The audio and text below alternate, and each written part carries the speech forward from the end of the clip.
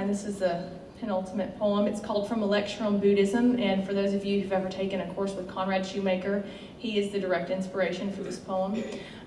We had, when I was in a graduate seminar with him, he made us sit through a lecture that he gave to some undergraduate class on Buddhism. So it was just a random thing. You know, we're supposed to be in class one Wednesday night, and he says, okay, well, I'm going to have to cut class, but you all are going to come with me to this freshman level night class, and I'm going to talk to them about Buddhism for about 40 minutes, and then we're going to come back and have the rest of class. So we all went with them and heard this lecture on Buddhism, and it was kind of nice to be sitting in a room hearing a lecture that was interesting, but not having to remember any of it for the test or any of it for the paper. And so it's amazing what you can learn when you're not trying to. And so when I was listening to him, I wrote down bits and pieces that later became this poem. Once you really understand old age, understanding the cause, after a number of false starts, the symptoms will go away. What he called an awakening, the thing we are most attached to, this notion of self, the idea that things will make me happy, I will throw out everything I doubt, is not understanding things down to the molecular level, classically called emptiness.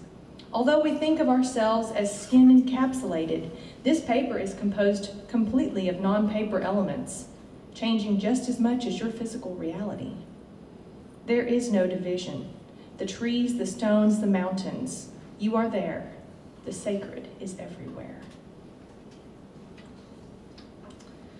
And this last one is called Polishing Silver. It is the title of my chapbook that came out this past week. Some people are still waiting to get their copy, unfortunately. Most people have gotten it, but I'm hearing, no, I didn't get it. I actually publish under my maiden name, which is Paulette Bane. So if you see that, I've got copies, and the UCA bookstore has copies. It's Guerin. It's, doesn't look like Guerin, but Guerin. So I'm known around in these circles as Paulette Bane, but I actually publish as Paulette Bane. So this is called Polishing Silver. She considered the irony of inheriting 50 silver spoons, and at a time when silver was worth almost nothing. It seemed wasteful to throw out what had been valuable and what might be again, even if they were tarnished with broken promises. Her sister took all of the china, the hand-painted blue squares, the set not without hairline fractures of time and carelessness, and the diminished hope that time could fill those spaces again. And her brother, the seashells from the coast their mother always visited alone, but claimed the echoes remained in the folds.